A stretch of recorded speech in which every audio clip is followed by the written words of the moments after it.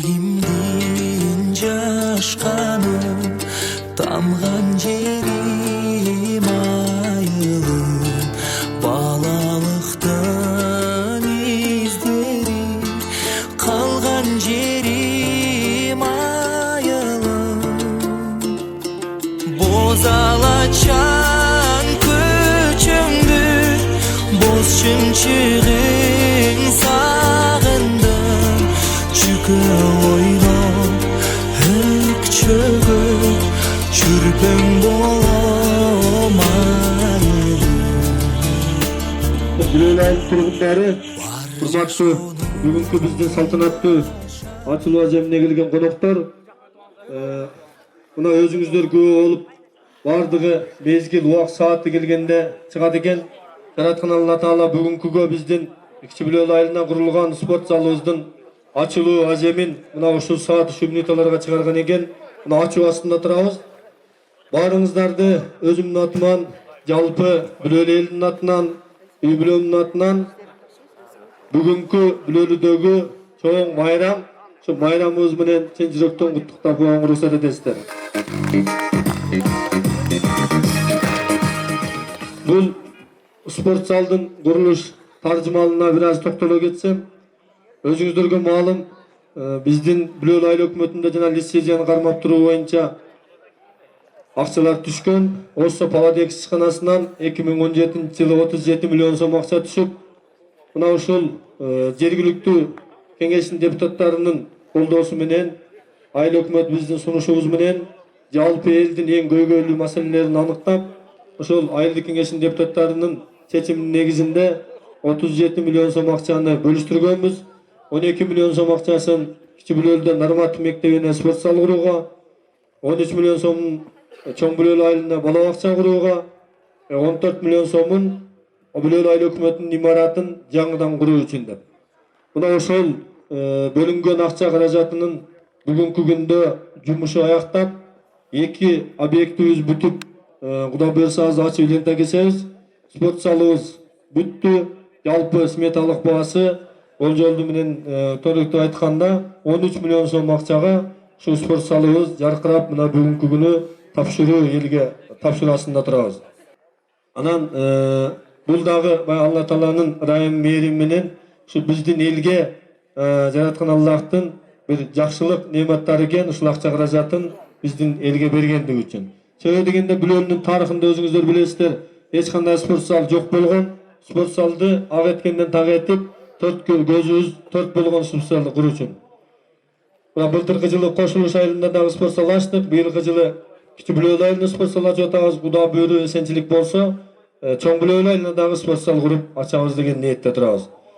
Anan biz emi söýlep bersek söz köp. Jalpy bugün uşul wagtyňyzdardy bölüp Bilöl eliniň süýünüçüne, jakşylyk günlerine köp olup, şu süýünüçti teň bölüşüp, jakşylyklaryn köp olup kala tilek aytyp ketebiz dep gelgen konoktor baryňyzlarga çoň rahmat, razylyk bildirебиз aldyn ala. Anda hazırkı sözdü Alay rayonduk jергilиктүү mamlekеттик administrasiýanyň orunbasary Baken Rapaýewiçga söz bersek, aldyn ala mына kala tileklerini aytyp dursa, kim süýlem degendiňizler bolsa gelip sözgө жазылып берсеңиздер.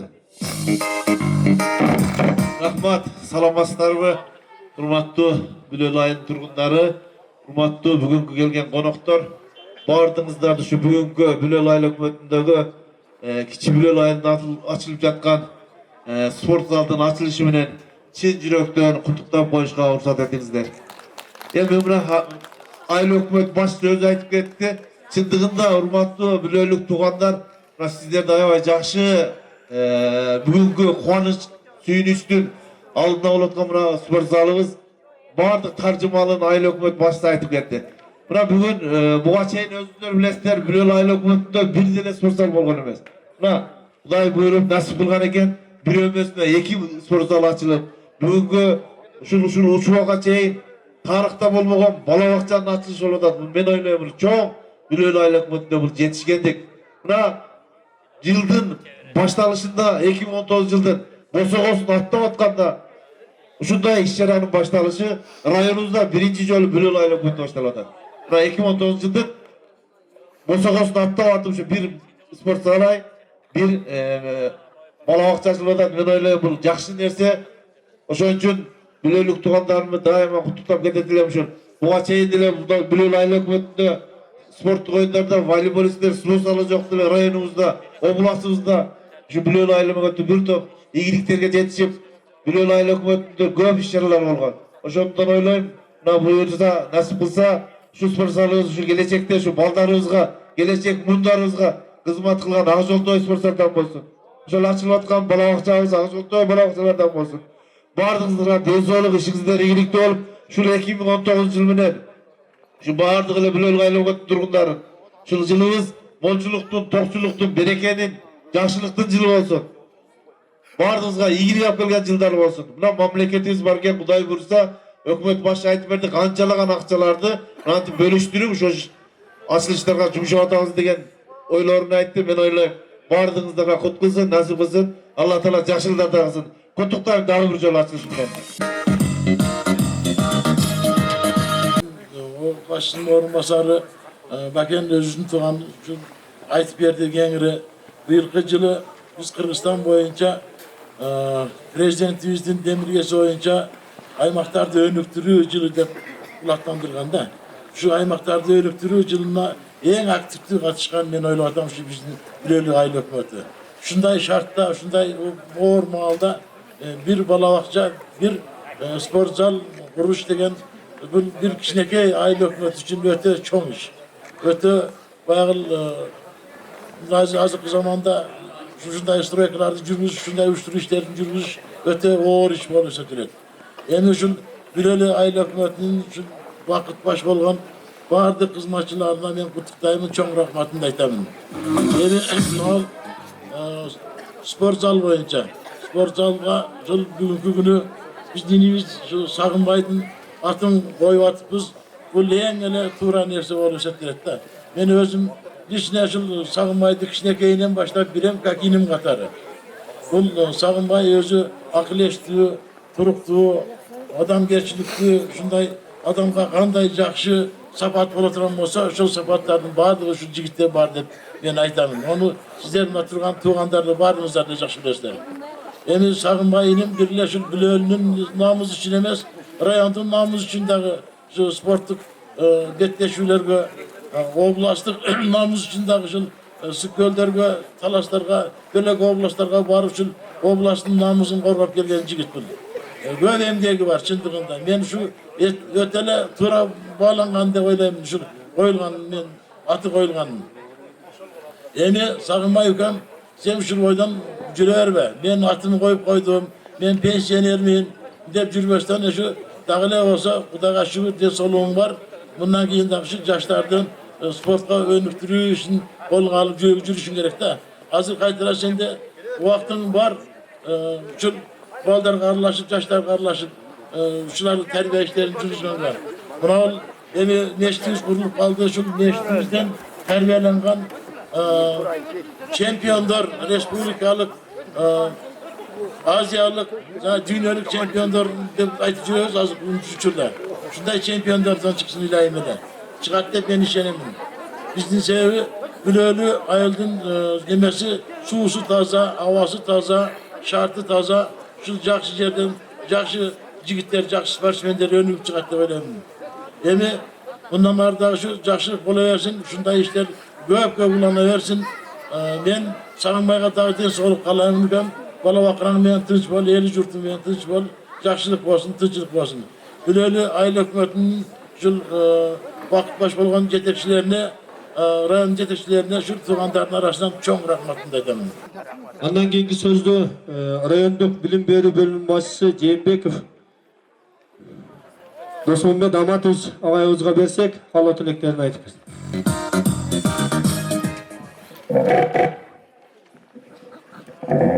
Assalamu alaikum, урматтуу туугандар. Амансыңарбы, эсенсиңерби? Бардыгыңарды быйылкы 2019 жаңы жылыңар менен билим берүү бөлүмүнүн атынан, өзүнүн атынан, үй бүлөбүздүн атынан чын жүрөктөн куттуктап уруксат эткиле. Жаңы жыл жакшылыктардын жылы болсун. Спорт залынын ачылышы мен үчүн аябай сүйүнүч, кубаныч. Себеби мен бүгүн туугандарымды көрүп отурам.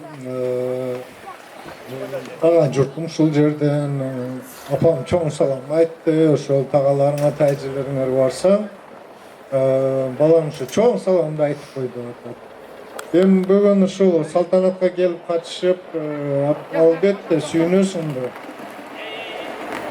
Спорт зал эл үчүн курулуп атат. Спорт зал балдар үчүн курулуп атат. Спорт залды жакшы иштетсек, ушул спорт залдан жашынакай чемпиондор чыгат деп ойлойм. Ошо Алайдын атын чыгарган, областын атын, республиканын атын чыгара турган ушул балдар, кыздар өсүп чоңое берсин, ошол жерде машыга берсин. Бул жерде жаштарыбыз турат. Мына Бүлөлдө мынча мечит ачылды, мындай мечиттери ачылып атат дегенде аябай сүйүнгөнбүз. Ушу бир имандуу жаштар болсо экен деп. Бүгүн мына спорт зал ачылып атат. Эми ушу балдарыбыз ден соолукта болсо экен. Ушу жаштарыбыз ушу имандуу, ден соолугу чын, ушу эл журтка пайдасы тийген, ушу келечекти ойлогон патриот жаштардан болсо экен деп ойлойбуз. Себеби патриот адамдардын мекени бул Бүлөлү деп эсептейм. Тарыхты билесиңер. Ушул Кыргыздын, Алайдын ушул жерде өзөгү, ушул жерде биздин ата бабаларыбыз, тарыхта жазылган адамдардын урпактары жашап атасыздар. Ошон үчүн бул уланыш керек. Бул дагы болуш керек, өнүгүшүбүз керек. Алыста азыр мисалы ушул жерде турган меймандар Оштон, Гүлчөдөн, Бишкектен келген туугандар азыр сүрөткө тартып интернетке жайгаштырат. Анан бизде миграцияда жүргөн жаштар көрүп, ого, биздин Кичи Бүлөлүдө спорт зал ачылыптыр деп сүйүнүшөт. Ошон үчүн ошолор көрүп отурса, ошолорго да чоң ыраазычылык билдирип, бизде да жакшы күндөр болуп атат дейт. Быйылкы жылы 18-жылы президентибиз региондорду өнүктүрүү жылы деп туруп жарыялап, региондордо көп жакшы иштер болду. Эми эң биринчи бүгүнкү күндө мамлекетибизде каражат табуу. Ошол каражатты тапкандан кийин ошону туура пайдалануу болуп эсептелет. Бүлөл айыл өкмөтү ошо каражатты пайдаланып бүгүнкү күндө спорт зал менен бала бакчаны куруп жатат. Балдар үчүн бардык шарттарды мамлекет түзүш керек. Балдар үчүн түзбөсөк башка нерсенин кереги жок. Ошон үчүн ушул жерде Нарматов мектебинде окуп аткан балдарга келечегине кенен ийгиликтерди, ак жолду каалайбыз. Ошондой эле Нарматов мектебинин жамаатына, директоруна Мейрамбек Качкынбаевич бул жерде болсоңуз, сизге дагы ошол ийгиликтерди каалайбыз. Куруучулар бар экен, ушу куруучуларга дагы ушул куруп бергендерге ушул жамандык көрүшпөсүн. Жакшы күндөрүбүз көп болсун. Ушу майрамыңыздар менен дагы бир жолу куттап коюуга уруксат этиңиздер. Анан кичинекей бир акчалай сыйлыктарыбыз бар эле, ошону тапшырып коюуга уруксат эткиле. Нарматов атындагы Орто мектебинин директору келип алсаңыз, бул кичине бир пайдалуу.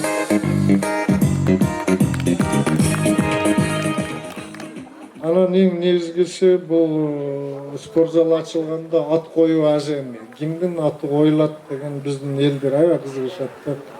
Эми капа болбогула, бирок Чокоев Сагынбай агайыбыздын аты коюлуп атат. Татыктуу агай. Бул район эмес, область эмес, республикада аты чыккан агай. Ошол эч уят кылбай, жылда мына кирип көрсөңөр, медалдарын көрсөңөр, 10 килограмм медал эч кимдерде Бүлөлдө жок болсо керек. Биз да ойлойбуз, ушу агайдын аты туура коюлду. Ушу агайдын өмүрүн берсин, ден соолугун берсин. Ушу агайдай чемпиондор көбүрөөк чыга берсин, тарбиялана берсин деп, ушу агайга да кичине сыйлыгыбыз бар эле, тапшырып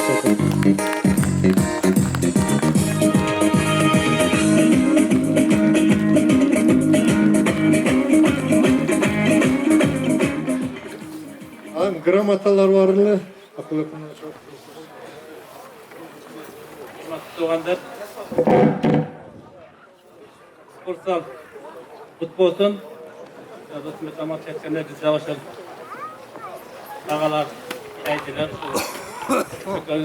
kayıtlarız da kalırsa bir odarında oynayız sizin şu emgeğiniz arqılı daha bir yaxşınaqay tamal qolatar şu sport saldan şu yaxşılıklar köp iyilikler çağrılayasın жалпы туғандар залыңыздар сылағы жоқты ағызызды көп болсын.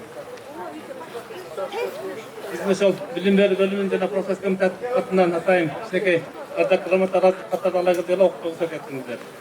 Білеулі айлық отына қарашты кішкі Білеулі айылындағы Нағымат атындағы орта мектебінің спорттан құрылысына қосқан өзбек салым үшін мектептің шаруашылық істер бойынша директорының орынбасары Молош Маркулен Ибраимович Алайрандық білім беру бөлімінің және білім беру қызметкерлерінің Алайрандық процесс комитетінің ардақ грамотасын өтер алады.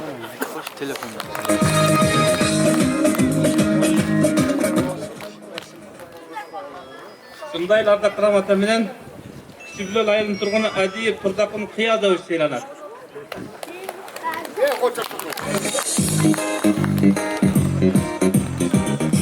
Құрылысқа қосқан салымдар үшін разылық хат менен осы Баяжан ішханасының директоры Ақжолов Ерлан Абдибаитович сыйланады.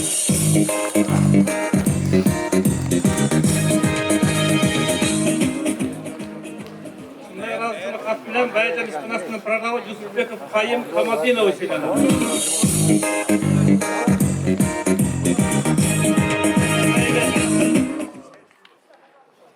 Қатынан Баяжан ішханасының мастері Масабиров Шайлабек Медетбекович сыйланады. Рахмат, сөзіңіздер болсын, дағыт азылықта яғызды.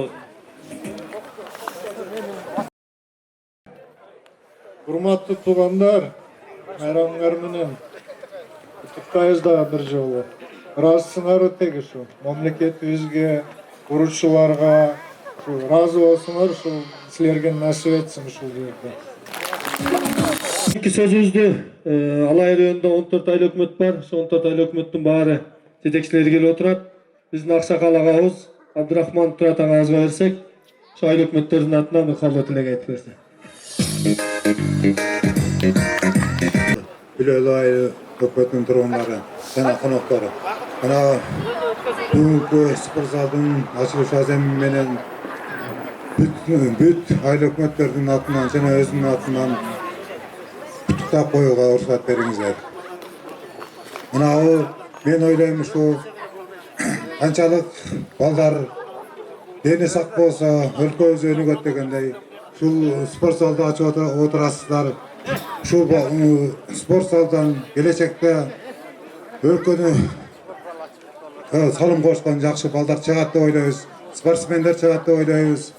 Bardığınızga mına kelgen жаңы жылыңыз менен кылап коюуга уруксат этиңиздер. Şu жаңы жылыңыз токчулуктун, молчулуктун жана ынтымактын жылы болсун. Дагы бир жолу майрамыңыздар менен. Рахмат.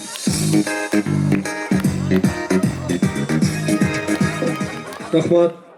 Andan keyinki sözdü Kızılkırgın ayılından gelgen Bilöl ayılının özünün ağabeyimiz Arziyip Seyrkul Ahmetalievich ağabeyimiz versin.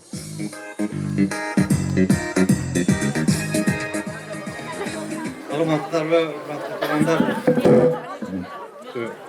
Баарыңыздарды бүгүнкү чоң салтанат майрамыңыздар менен куттуктайм. Көп жылдардан бери жаштардын эңсеп көксөп келген максаттары ишке ашып, бир эмес эки кичинекей айылдардын бирине спорт зал бүтүп атыптыр. Ошонун атын чындап эмгеге сиңген элге балдардын чоңоюшуна өзүнүн көп салымын кошкон агабыз Сагынбай аканын атын коюп атыптыр. Эми Сагынбай аканы мактап турганда сиздер менден жакшы билесиздер. Мен Сагынбай акеге атап бир 4 сап жаздым эле, ошону окуп коеюн. Куттуктоо. Өмүрдүн сарптап жылдарын, элиңе кылдың кызматың, өстүрүп далай жаштарды, ойготтуң ички сырларын, үзүрү ушул эмгектин эл баалайт кызмат кылганың, кут болсун спорт залыңар, тоойнук тооке жыргасын. Сагынбай ака Sagınbay aka kutlуктап сагарнайм ушул ырсабын бактылуу өмүр сүрүңүз, жашоонун татып жыргалын. Көп жактуу сиздин таланттар балдарга жуксун ылайым. Көп жылдар узак жашаңыз, колдосун сизди Кудайым деп. Рахмат. Бар болуңуздар ушул зал кут болуп, Sagınбай акымдай чемпиондор чыксын, элге атагы чыккан балдарыбыз чыксын. Рахмат. Рахмат Чехул ака. Мына жакшы ырсаптар менен келипсиз. Сонун баары Sagınбай ака сизге кут болсун. Эми Sagınбай ака тууралуу мактап отурсак, ат көтөргүс эмгектери бар. Анын баарын ушу сырттан келгендер мактасын, биз мактасак эми бирөөгө өзүбүз мактагандай болуп калат экенбиз. Андан кийинки сөздү Нармат мектебинин директору Качкынбаев Майрамбек агайыбызга берсек. Урматтуу алыстан жакындан келген коноктор, урматтуу Бүлөлү айылынын тургундары, бүгүн биздин айылда өтө чоң кубанычтуу күн болуп отурат. Мен сиздерге кыскалай айтып коеюн, ушу Бүлөлү айылынан чыган спортсмендер чыккан. Ошонун бири Чөкөев Sagınбай, мына бүгүн аты коюлуп отурат. Булар каяктан келип чыкты? Бизде мына спортзал жок, будан 20-30 жыл мурда 1 метр, 1,5 метр жааган карды күрөп алып, машыгышып, районда биринчи, экинчи орундарды бербей келишкендир 20-30 жыл аралыгында. Мына эми азыр жылуу, заманбай ылайыктуу спортзал курулду. Ошон үчүн ушул спортзалыбыз кут болсун. Ушуну курган куруучуларга чоң ыраазычылык билдиребиз. Жергиликтүү бийликке, айылдык кеңештин депутаттарына, жалпы эле Бүлөлү айылынын элине ушу бүгүнкү чоң майрам менен кызык куттуктап коюуга уруксат этиңиздер. Бардыгыңыздарга чоң рахмат. Эми ушул Чөкөев Sagınбайдын атынан ушу курган куруучуларга кичине белектерди берип коелу дейт, ошолорго уруксат берсеңиздер. Ерлан, Осо Баяжандын директору.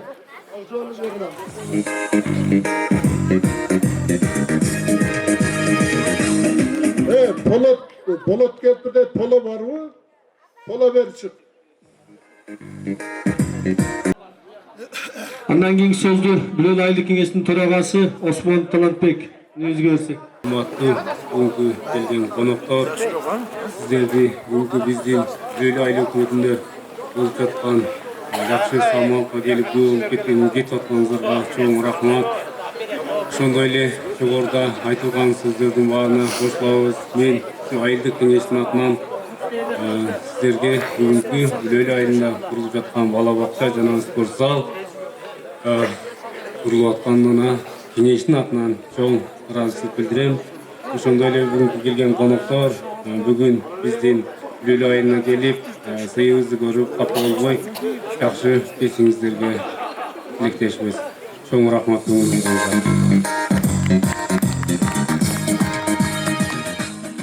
Рахмат. Андан кийинки сөздү Бүлөлү айыл өкмөтүнүн имамы Абдурасул агабызга берсек.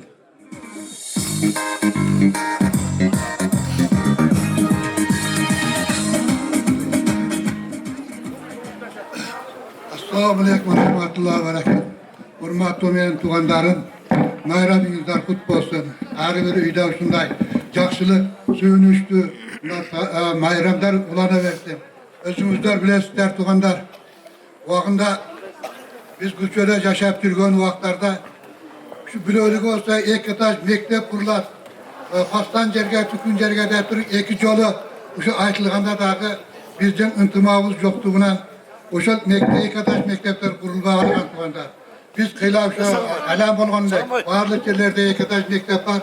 En üçün Bülölük tuğandar birbirinin sözünü ukpay. Uşul vaka çeyin uşul iki etaş mektepten kurgaz dedi. O da şükür tuğandar. Dağı da uşul bizden prezidentimiz Soranbay Cembekov rayonlarda önüktürücülüğü deyip durup başlaganına bin mertebe razılık bildirişimiz gerek tuğandar. Vakında biz boşlagan ayıl jerdekilerde hiç prezidentlerimiz oyuna dağılgan emas. Oşon üçün birinci Soranbay Cembekov bizim prezidentimizge Allah Taala uzun ömür çimden söylüp bergen bolsun. Eğer de buna örüktürü rayonlarda örüktürü jiri bolbaganda bu spor zallar, jana tesisatlar kurula ile kurulbay bile kuda bilese tuğanda. Bunu her nersenin boyun alışımız gerek. Al ben ikinci çağa ona Sagınbay inem senin atına koyuluptur.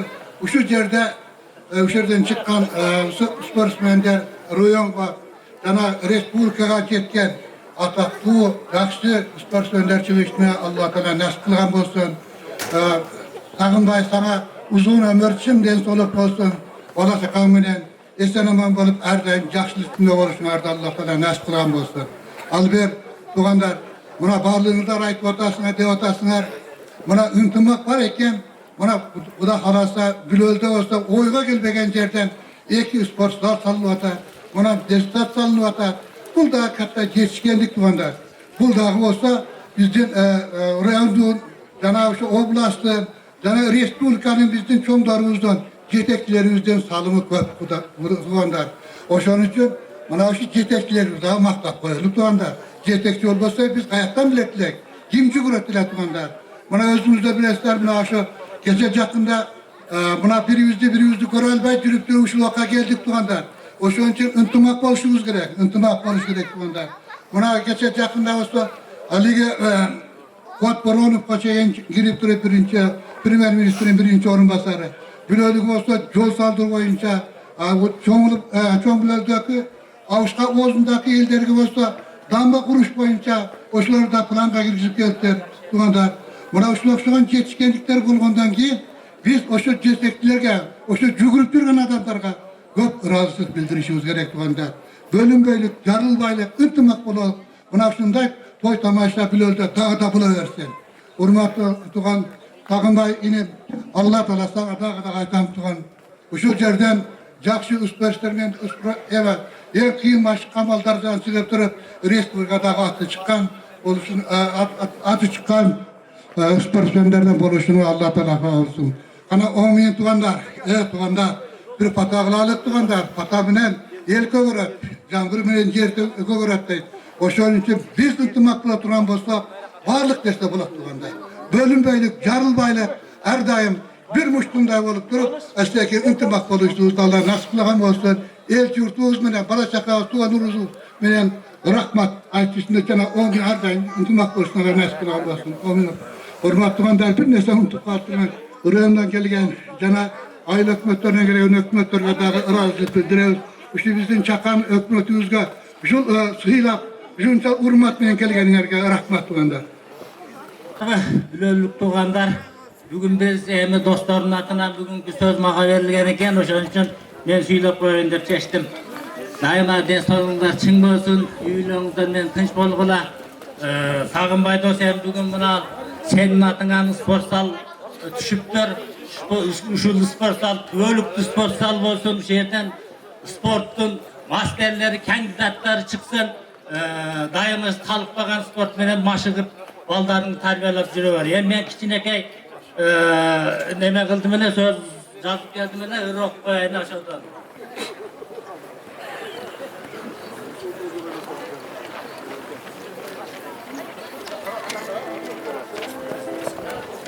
Sagınbay doska, Sagınbay dost, urpağısın biylerden, Buvan çokon basmasının catısı, sen bolçusun Kırgızstan'ın kamçısı.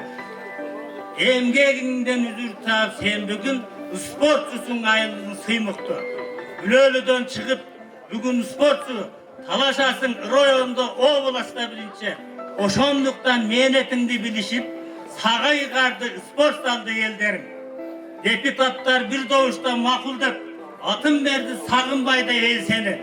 Kalıkpagan emekler var bu cayda kolturasın sportçunun sen dağı. Isık gölge barıp durdun sen dayım. Orada attırıp baldarını sen dağı. Koca taştay mergim oldu dayıma. Zulay kanı tapkansın sen al günü. Dostum ema, ne solun çın bolsun. Eli jurtun benim aman bol. Dostların atına kişine. Beleğiz barlı oşonu tapşırıp koyuğa ursat etetsin. Kurluğu gel tapşırıp koysun mu gel sen arkadaşım.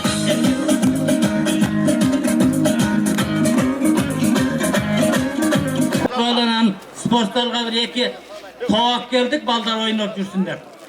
Анан кичине акчалай сыйлыгыбыз бар, onu эми жанакы призине коюп беребиз да, достордун атынан.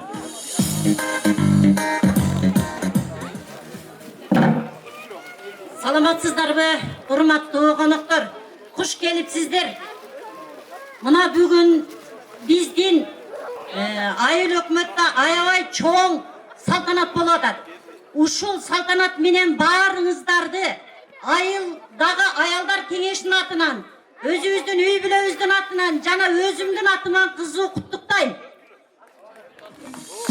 Мына бул деген чоң жыша, чоң дөөлөт биз үчүн.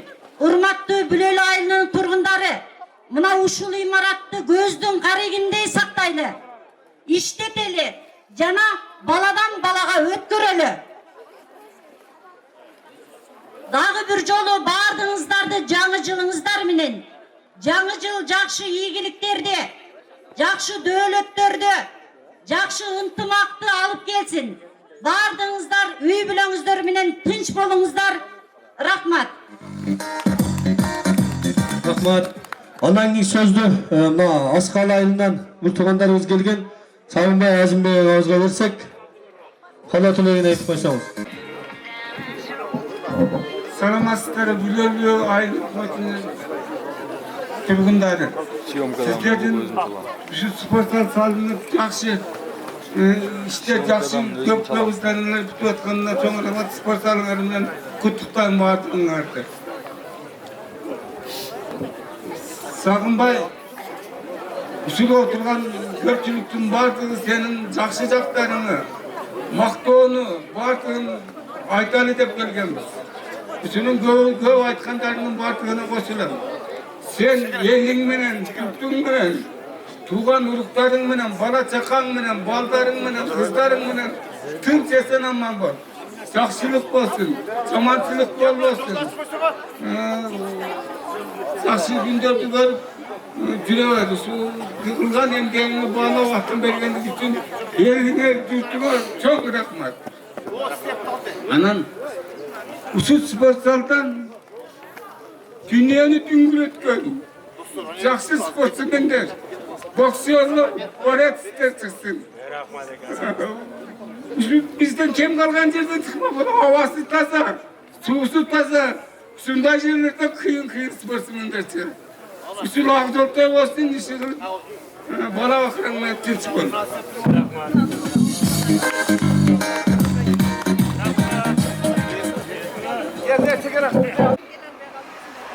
Бүлөлүнүн атын чыгарган, Кыргызстандын атын чыгарган, дүйнөнүн атын чыгарган спортсмендер чыга берсин.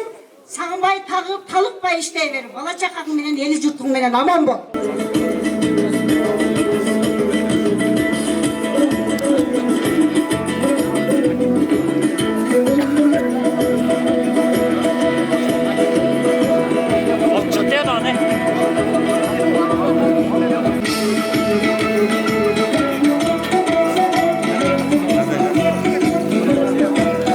Саламатсыздарбы, урматтуу Бүлөлү айылынын тургундары жана бүгүнкү Бүлөлүдө болуп аткан салтанаттуу ажемге келген, сырттан келген коноктор.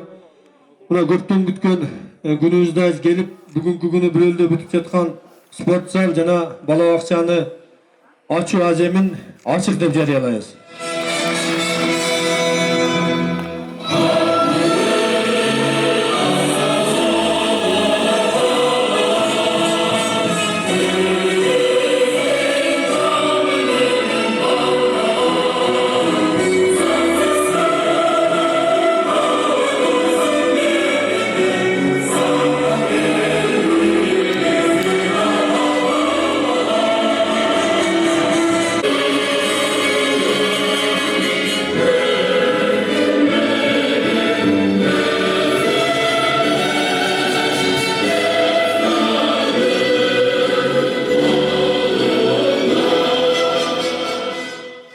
Бүгүнкү биздин ачылыш ажемибизге Кыргыз Республикасынын өкмөтүнүн Ош областындагы ыйгарымдуу өкүлүнүн орун басары Махаммадов Ахмаджан Махамадович өзү келип отурат. Алай райондук жергиликтүү мамлекеттик администрациясынын башчысы Аким Молдокулов Замирбек Сарыевич агабыз келип отурат.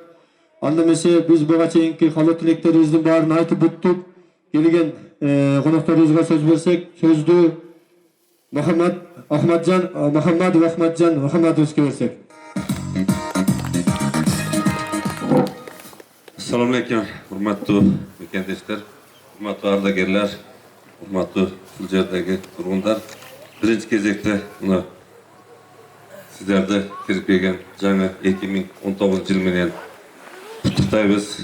Al mana kelayotganda bugun Uzarbek Kazevich O'sh oblasidagi Qirg'iz Respublikasining O'sh oblasidagi vakili Uzarbek Kazevich tili al kishini otidan da qutlaqlayga ruxsat berasizlar.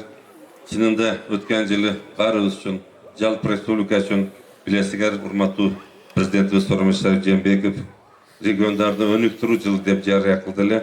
Ana bu ko'p yillik programma, ko'p yillik bunday ish-chora deb aytildilar.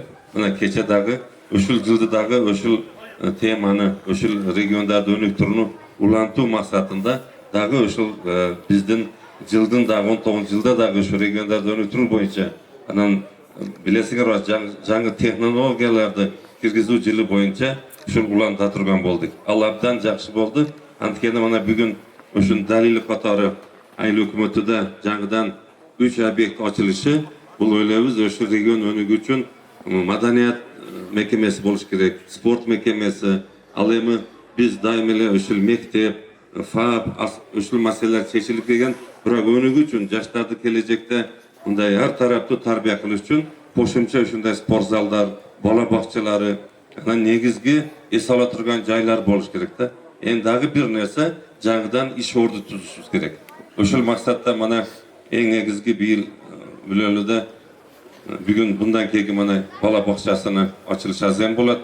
Sport zalini mana 12 milliondan oshiq aqchani bu ham menimcha o'sha regionda ayriqcha ayillarda o'nigusiga konkretli dalil deb hisoblasa bo'ladi.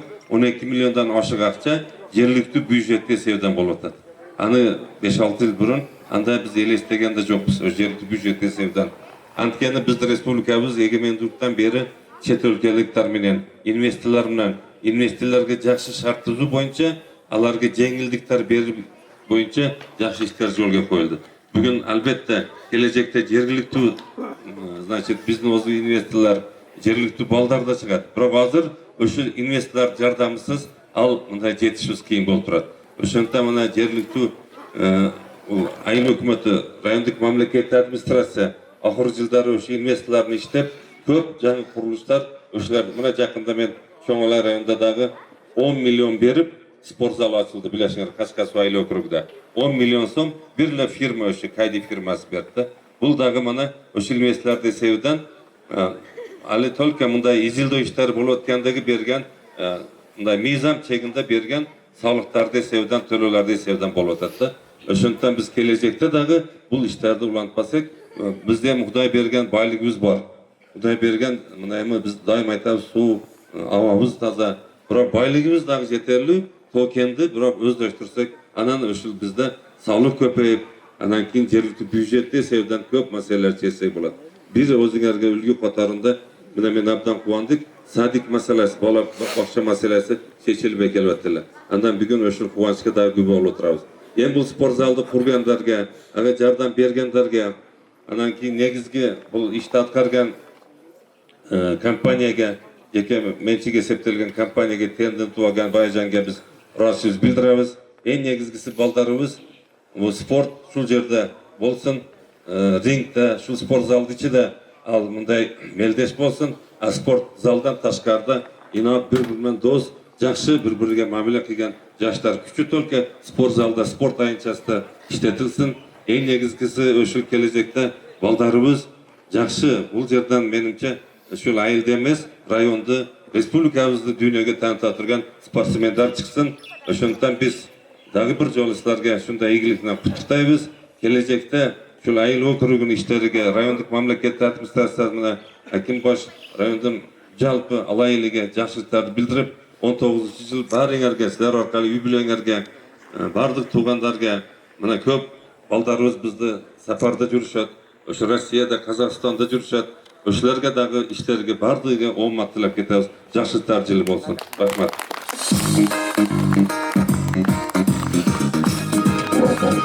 Рахмат. Рахматжанович, жалпы Бүлөл ниетинен ыраазычылык. Андан кийинки сөздү Алай райондук жергиликтүү мамлекеттик администрациянын башчысы Аким Молдокулов Жамирбек Шариевичке. Саламатсыздарбы, урматтуу Бүлөл айылынын тургундары, келген коноктор. Ахматжан Махмадович, мына бүгүн жаңы жылда жакшы өрөк болуп, мына Бүлөл айылынан жаңы спорт залды ачып, ишти баштап атабыз. Ушул спорт зал берешелүү, жакшы спорт залдардан болсун. Ушул айылда менмин деген спортсмендер кичинесинен баштап даярдалып, Кыргызстанда ушу атын чыгарган спортсмендер балдар болсун. Шулардын бардыгы мен Алай райондук жергиликтүү мамлекеттик администрациянын атынан жана өзүмдүн атыман бүт ушул айылдын элин куттуктайт элем. Ушул спорт залыңыздар менен сиздерге кызмат кылсын. Ушул жерде бүт жакшынакай ушул пайдаланган имаратты мына подрядчик бүтүрүп бериптир. Бузбай, сындырбай, көп кыйынчылыктар менен бүттү. Жакшына пайдаланыңыздар. Мектептин балансын өткөрүп беребиз деп чечтик. Ушу мектептин көзөмөлүндө болсун бардыгы. Көп жыл кызмат кылып берсин сиздерге. Сиздердин балдарыңыздар айылдан чыкса, сиздердин сыйымыңыздар болот ушу барды. Кайсыл айылдан кандай атуу таанылып чыкса, ар бир айылдын өзүнүн сыймыгы, райондун, Кыргызстандын сыймыгы болот. Ошон үчүн сиздерди урматтуу Бүлөл айылынын тургундары дагы бир жолу ушу жаңы жылда сиздерге жакшы ийгиликтерди каалайбыз. Азыр жогоруда айтып кеткендей, мындан кийинки бала бакча боюнча да ушу райондо 14 айыл округдун ичинен бир ушул Бүлөл айыл округунда бала бакча жок болчу. Ушул бардыгыбызды ушу кандай болот экендигине бүгүн жаңы жылда биринчи ушу бала бакчаны да ушу айылдан ачып атабыз. Бул бала бакчадагы жакшынакай балдар үчүн кызмат кылган бакча болсун. Бар болуңуздар, ар дайым ийгиликтүү ушул жетишкендикте мамлекетибиз өнүгүп өсө берсин. Жогоруда айтканда мына өнүктүрүү жылында былтыркы жылы бүтпөй калган иштерди 2019-жылы биз мына өкмөттөр менен бирге бардыгыбыз иш пландарды коюп атабыз бүтүргөнгө. Ошол себептен Кудай кааласа тынч болсо, туруктуулук болсо бардыгы бүтөт, бардыгы аткарылат. Мына айыл округтар келип отурат экен, буларга да сөз берилет. Мекеме директорлор булардын атынан дагы бардыгынын атынан мен сиздерди ушул спорт зал менен ачкыч менен куттуктоого уруксат этсиңиздер. Ахматжан Махмадович мына спорттук инвентарларды ала келишти эле, ушуларды тапшырып койгон, мына спорт залдын жетекчисин чакырып коелу, уруксат этесиздер.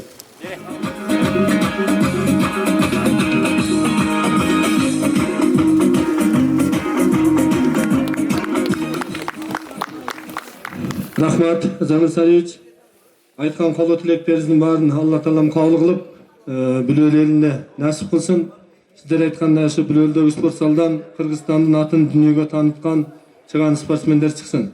Анда эмесе кийинки сөздү бата берүү үчүн Молошев Ибраим агабызга берсек, андан кийин лента кесүү ажемине өтсөк.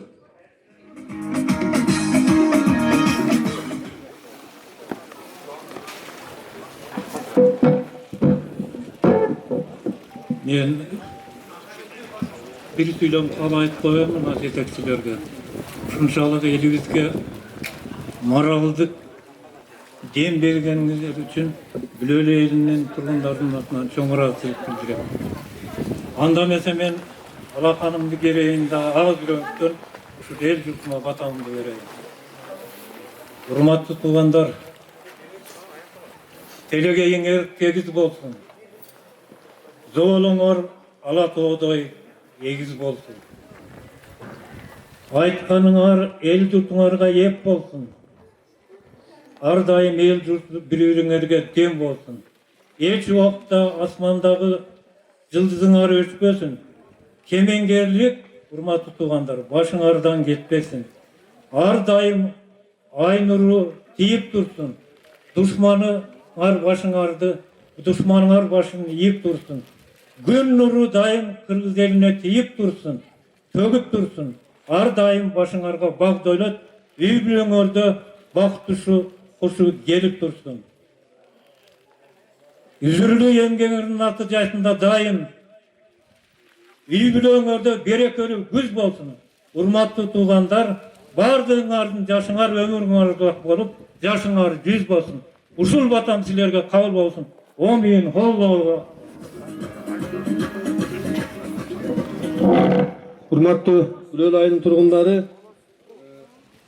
урматтуу сырттан келген коноктор, биз ушу бата менен бирге, жалпы каалоо тилек менен бирге ошонун баарын кабыл кылышын чөчөкөйүп сагынбай агыбызга каалап, Бүлөлү айыл өкмөтүнүн социалдык экономикалык абалын жогорулатууга кошкон жигердүү салымы жана спортту өнүктүрүүдөгү ак ниет эмгеги үчүн Чокоев Сагынбай Маткасымовичти Бүлөлү айыл өкмөтүнүн ардактуу атылуу наамы ыйгарылсын деп чечип, Бүлөлү айыл өкмөтүнүн буйругу токтом номер 10 дроп 7 менен кабыл алдык эле. Ушуну жалпы элдин атында астында, коноктордун астында ардактуу атылуу наамын ыйгарып койгонго уруксат бересиздер.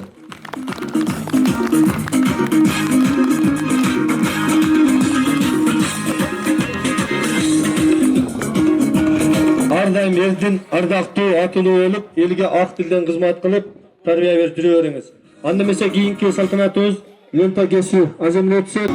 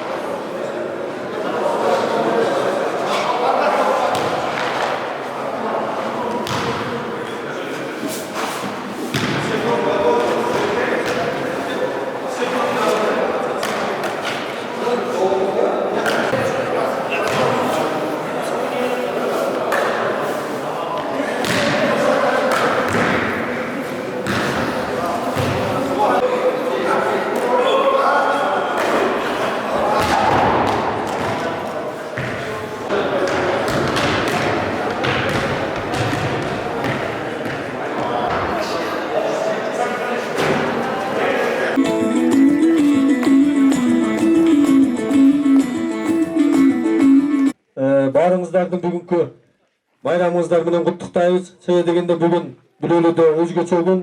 Мына спорт зал ачып келдик. Азыр мына бала бакчаны ачуу аземин астында турабыз.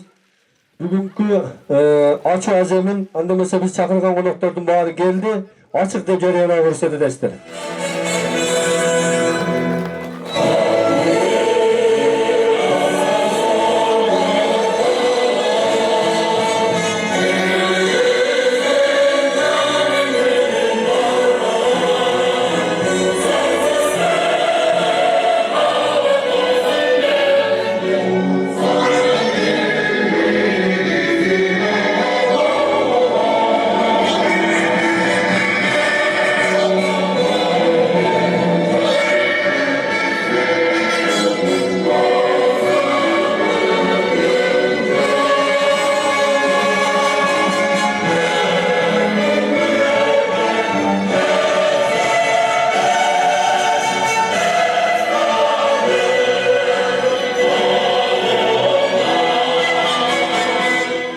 Бүгүнкү биздин ачуу аземине келген конокторубуз Кыргыз Республикасынын өкмөтүнүн Ош областындагы ыйгарым укуктуу өкүлүнүн орун басары Махаматов Ахматжан Махаматович келип отурат.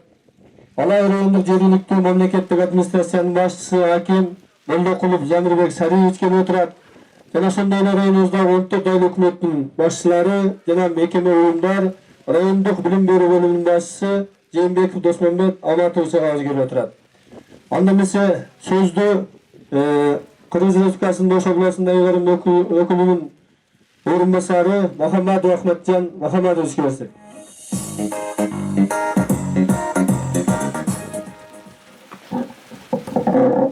Assalomu alaykum, hurmatli mekendeshlar, hurmatli bizden og'ayni tuvanlar, hurmatli bu yerdan xizmatkorlari, hurmatli ota-onalar, ardagerlar. Birinchi кезекте Kırgız Respublikası Hökümeti Oş oblasındagi ыйгарым өкүлү Узарбек Газиевич атынан, эки өзүматымдан силерди ушул жаңы жыл менен куттуктап, бардыгыңарга үй бүлөлүк бакыт, бала чакаңарга тинч болуп, республикабыз стабилдүүлүк болсун, 19-жыл баарыбызга ийгиликтүү жыл болушун каалап келишке уруксат бересиздер. Чынында өткөн жылы көп жакшы иштер болду. Ayrıca hurmatlı prezidentimiz So'romay Sharipov Jeenbekov 2018 yılda regionlarda önüktürül dep jarıyalagan baylanıştı. Her bir ayılda, her bir rayonda, ayıl okrugda, her bir übülede dağı öşül mesele boyunca bir top özgörler boldu. Aldıga jiliş boldu. Baringer jakşılıkta 18 yılda buna bir dalili qatarı öşül bir ayıl okrugda 3 obyekt jönde söz kıldı. Öşül 3 obyektin kuruluşu ben öylem en jakşı ko'rsatishlar öşül dalil qatarı boladi. Baringer bilesinger region önügü üçün albatta bala bakçalar, madaniyat üyleri boluş gerek, toza su boluş gerek. Anan eng negizgisi el esala turgan, okuy turgan bardı şartı jaşlarga tutuş gerek. Anan dağı aldığında köp mesele turat. Misалы eng jakşısı bul önügü üçün жаңы jumuş ordu boluş gerek. Жергиликтүү бюджет kölemi ösüş gerek. Öşünde ayıl okrugönüge. Öşünün dalili qatarı mana 12 milyon 300 bin so'mga jakın akçanı biz mana köp yıllar boyu eleste bile jursek gerek. 12 milyondan aşık akçanı жергиликтүү bюджет o'zini qarşılap, o'zil mana bu respublikaning bюджеттен emas, jonfeli aralık yardımsız mana şu tushgan soliq desevdan, o'sha to'lamdor desevdan 12 milyondan aşık akçanı жергиликтүү bюджетке tushgan akçadan o'shunday mana bugun sport zal, mana bola bog'chasi qurilib atadi. O'shuning uchun biz Respublikamız egemendi bo'lgandan beri жақсы şart tuzib, investorlar kelish uchun жақсы jag'imdu munday mizam cheginde jengillikler berilib, o'sha Qirg'izistonda token o'zlashtiruvga ko'pdan ko'p bizga investorlar kelyotadi. Mana men o'tgan jumadayla Cho'ng'ala rayonida 10 milyon so'm aqchani o'sha chet o'lkalik investorlar bergan aqchaga жаңыдан Qashqasoy okrugida sport zal qurildi. Жаңы ko'priklar qurilib belarus yordamlar bilan. Mana ayniqsa biz bu yerda o'tirgan opalarimiz, ayniqsa shu bola bog'cha qurilgani biz mana kim bilan söylashib keldik. Eng yaxshilarga belek bo'ldi. Antkeni bilasinger, bola bog'chada orqali borgan maktabda kirgan o'quvchi boshqacha bo'ladi. Bunday tuz borgandan ikkovi o'rtasidagi cho'ng bunday belgisi borda. Mana 5-6 yil burunla So'romay Sharipov shunda gubernator bo'lgan mezgilda biz esepteganmiz. Tilekka qarshi bilasinger Soyuz mezgildagi sadiqlarimda jo'g'olib, jo'yilib, sotilib, boshqa mekamaga aylanib ketgandan oblast bo'yicha 10-12% bo'lgan. O'sha 100 boladan 12% bolalar bunday maktabga borganda через bunday sadiq orqali, dirtiyasi orqali. Mana bugun o'sha singarda bor. Biz 13-14 yillari maktabgacha baldardın yili şu mekamelerde qurish yili deb jariyalab, o'shunda mana yaxshi ishlar boshlanib, har bir ayli okrugda topshirma berilgan. Mana hozir 18-yilning jiltigi bilan o'sha oblast bo'yicha ko'rsatkich 35% ga yaqinlashib qoldi. Bu cho'ng o'zgaruv. Biroq hali oldimizda 35% emas. Biz kelajakda 50%, 70, anan kelajakda 100% to'liq bola sadikka borib, anan keyin maktabga borganda biz o'ylaymiz, yoshlarimiz yaxshi tarbiya oladi. Al hozir yoshlar bardigi bilasinger bilimli bo'lish kerak. Kelajakda bardi jaqdan o'nitgan yoshlar bo'lish kerak. O'shundan bu maktabgacha bilim bulog'ini men o'ylayman kelajakda buni men ham kim aytdi?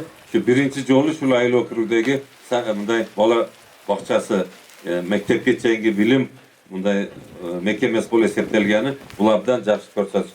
Ana shu жаңы yilda o'ylayman bu ko'rsatkichlar oshadi. Sizlarda ham 50 o'rin deb aytilyapti. Men esem bo'yicha где-то 800 ga yaqin o'quvchi bor. Ayli okruglar bo'yicha. O'shandan oldimizda cho'ng ishlar turadi. Biz anan yaxshi oldimizdagi ishlarni qarash uchun el yurtida tinchlik bo'lsin, har bir uy bilada yaxshiliklar bo'lsin. Shu yerda mana sport zalda tilak bildirdik. Yaxshi yoshlarimiz sportsmenlar, belgili sportsmenlar shu ayli hukumatdan chiqsin deb tilak bildirdik.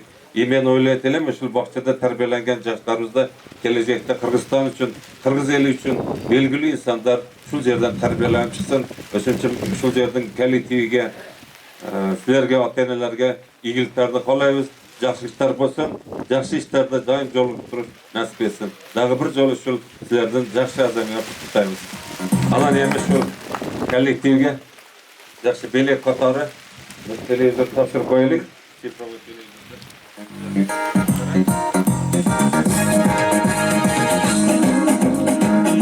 Rahmat. Rahmet. Ondan keyingi sözdü Alay rayonduk жергиликтүү мамлекеттик администрациянын башчысы аким Молдокулов Замирбек Сарыевичке.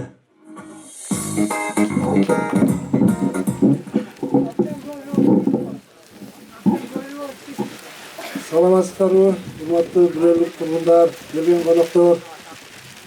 Алай райондук мамлекеттик жергиликтүү администрациянын атынан, өзүмдүн атыман мына сиздердин жаңы ачылып аткан бала бакчаңыздар менен чын дилибизден куттуктап кетебиз.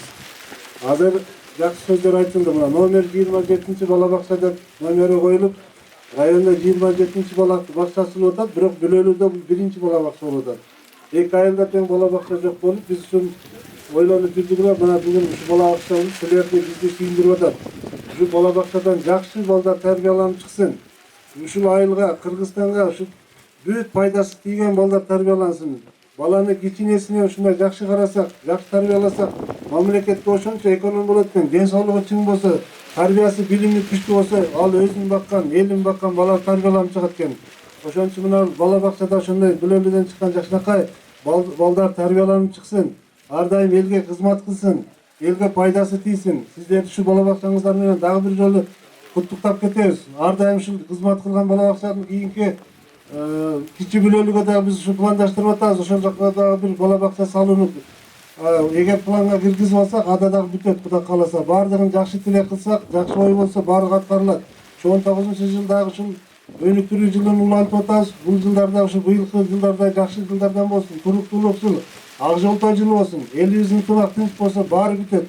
Түшүнүктүү баарыбыз ынтымакта оор жүктү биргеликте көтөрсөк жеңил болот дейт. Ошон үчүн сиздерге дагы айтат элем. Бардыгыбыз жакшы тилек менен болсок, мындай жакшы курулуштар бардык айылдарда, бардык жерлерде бүтө берет. Дагы бир жолу сиздер ушу бала бакчаңыздар менен куттуктап, жакшы ийгиликтерди, айыл элине жакшы барчылыкты, тынччылыкты каалап кетип көрсөтөсүздөр. Биздин тарыхта берекет барды тапшырып коелук.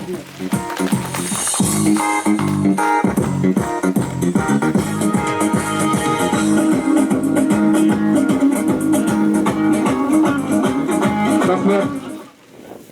Mына айтылган коло тилектин баарын жараткан Аллах өзү эле журтубузга насип кылсын. Мына жаңы жылдын баштапкы эң алдыңкы күндөрүндө Бүлөл айыл өкмөтүндө районубузда мына чоң жетишкендик менен спорт зал жана бала бакча өтүп отурабыз. Келечекте ушул жерден Кыргызстандын президенти, Кыргызстандын депутаттары, Кыргызстан мамлекетин өнүгүп өстүргөн, дүйнөгө таана турган чыгаан инсандарыбыз тарбиялап чыгышына аз тилектешпиз. Урматтуу туугандар, мына өзүңүздөр көрүп, Бүлөлдөн болсо спорт залды ачып келдик. Жана ошо мына өзүңүздөр билесиздер, бул бала бакчасына келдик. Эмне дебекпиз туугандар? Мына ынтымак болсо баардык нерсе болот экен. Жана кичилерде дагы айттым. Ынтымак бар жерде ырыс бар деп.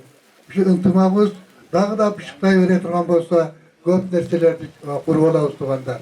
Ошон үчүн мына ушул бала бакча, ушу балдарыбыз ушулардан тарбияланып, илимдүү, билимдүү жана ушул жогорку сөйөттө депутат болгон жана президент болгон жаштардан ушу чыгышны Алла насип кылган болсун.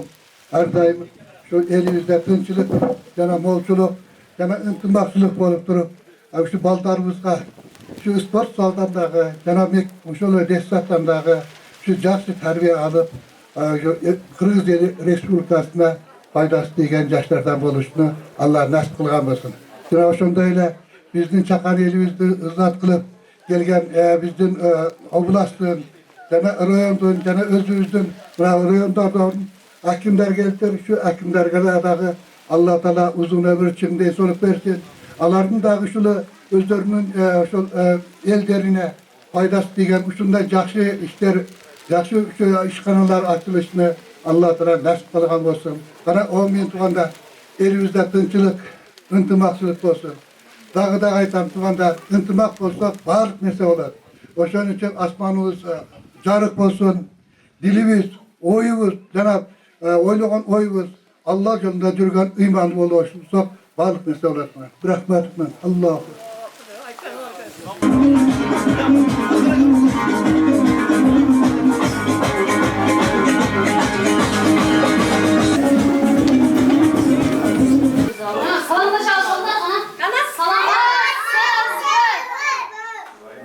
Кенже тайпабыздын Эркебаева Жумагүл тарбиячыбыз. Şu ikinci tayfa kupasında 25 bala var. Şu 25 bala içindeki balдар sizlerge hür bir yüzü tarkılayız dep turşat, önünüzde bur koyuңuzдар. Ana kızına içeceğiz Maya. İşte maktada. Bunu yatıp geldiniz. Ana oğullar kol çabağız. Ana nime ayıpçılsın sen diren. Ben de böyle bakta ve kırma evge sen taşalay sormakça. Oy malades. Ana kızım sen. Sen içim çıkmayım. Taşka konum. Yapamatam. Oy azam. Ana nime sen çıktın kızım. Allah'ına ayıp ver çıktın. Hayat kızı çakıraylı. Kar kışılı casaylı. Cal cal çakırıp çoğuraytaylı. Ana nime çıktı. Ana kızım var. Haydi koy kızım. Ayasata gelmiş kolum. Ben can kapatay geldim. Oy azam. Ana gel kızım sen sen. Gülölü deyin birinci. Geldim birinci. Bala. Pazar günü kuanlaşıp. Baldar bahçe açıldı. Pazar bahçe açıldı. Pazar günü kuanlaşıp. Kömürleri açıldı. Oy malades. Sen de aradan koy. Sen de. Ha. Tamam. Kızlar, televizyondan görüyorsunuz da erten gözünüzde. Irdak boğula. Ha. Yani hırda çıksın. Irda. Irda. Başlıyor. Ha. Ayasata. Haydi. Kolunuzu veriniz. Hoca dedim. Durumudayım. Kapatayım.